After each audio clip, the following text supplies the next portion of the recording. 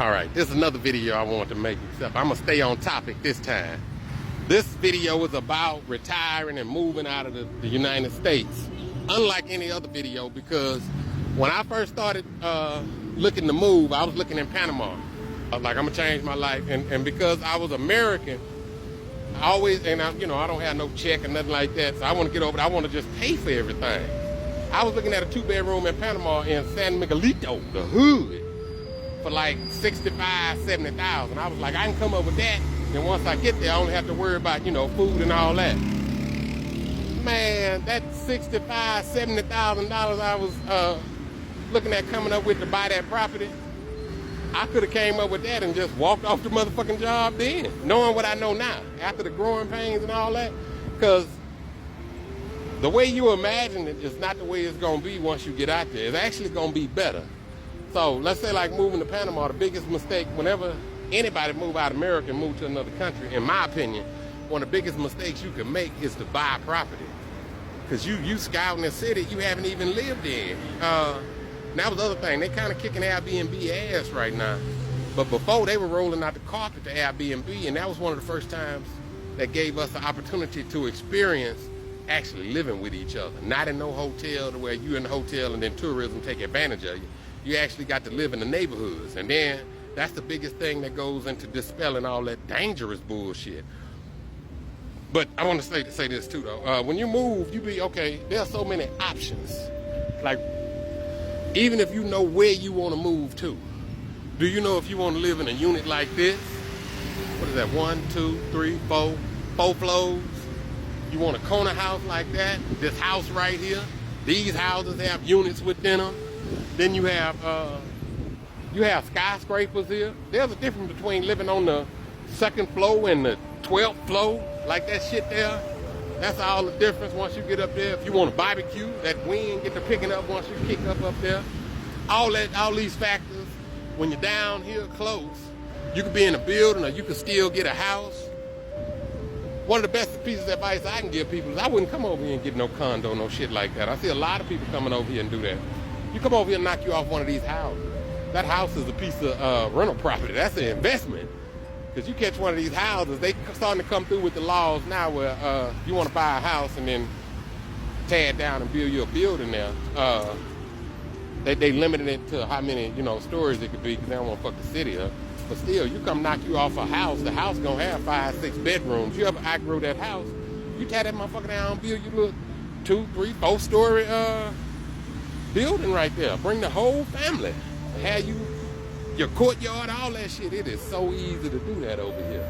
But yeah, you got so many different options to where if I came here to Colombia, Medellin, even right now, after the time that I've been here, if I wanted to buy, I would be looking like I'm gonna find the part of town I'm gonna be in permanently, because there are so many choices so close to where I wouldn't even buy unless the family was coming. That's why I would buy, to get a permanent location for the family, and then it'd probably be up in the hills with a little land or some shit, because you can do that. You can go get you a yeah, that's the reason why you buy here, in my opinion, is you buying a house that you know it could be an investment piece of property in the future or something. But if you just gonna come get you a 2-bedroom condo, some shit like that, like I say, when I was looking at Panama, I was thinking I needed all this goddamn money when shit, $60,000 for that 2-bedroom property in San Miguelito, I could live about 3 years here on that $60,000. 2 years comfortably like a motherfucker. And with that though, you gotta think, that's where the fear come in at. Let's say I got $60,000, I'm finna move to Colombia. You ain't gotta worry about the visa shit, because you got the money in the bank account and a way to access it. You just be an illegal immigrant around this motherfucker. You ain't leaving. You got your little spot, you chilling. That money, okay, think about it like this. That's 2 years. You can challenge yourself to go, and I got 2 years to sit here and figure out a way to take care of myself while I'm taken care of. Man, if you're not going to be no better person at the end of that, if you're not going to be a motherfucker that you're going to be that in the first couple of months, 6 months, 6, 7 months, you're going to be like, damn, this shit it's no different. They keep us trapped in our fears. We fear everything. And what happened when we finally face our fear? Man, it's never what we think it is. It's never what we think it is. I think that's the greatest aspect of becoming the greatest man you can come, because that's what being fearless is knowing you can't die. This is the never-ending story. And we letting the nothing take this motherfucker over. So it'd be like, no, nothing. We could take this and turn it into something. Because that's what I was gonna mention the other day when I said Joseph Campbell. I was listening to Joseph Campbell where he talk about, the more knowledgeable you are as a person, the more you suffer, because the more you are aware. The more your perception is aware to everything, the more you realize there's suffering, because an ignorant person can easily be happy because of the shit that they don't know. They can't see down the road. They could be happy in a moment and can't see that happiness is fleeting, Whereas that knowledge lets you know, goddamn, you happy, get ready, because it's coming. And that's just what life is. Life is suffering because that's the only way you could appreciate it. Life is suffering because we have free will. It can't be any other way. If it wasn't suffering, it'd be perfect. If it was perfect, it would never change. It would stay in its present state. So that's why we got killing and shit going on. Something got to die. Something got to die in order for us to keep going. And all of us is just an extension of the next one. We just went in that extension in the wrong direction. Everything on this planet is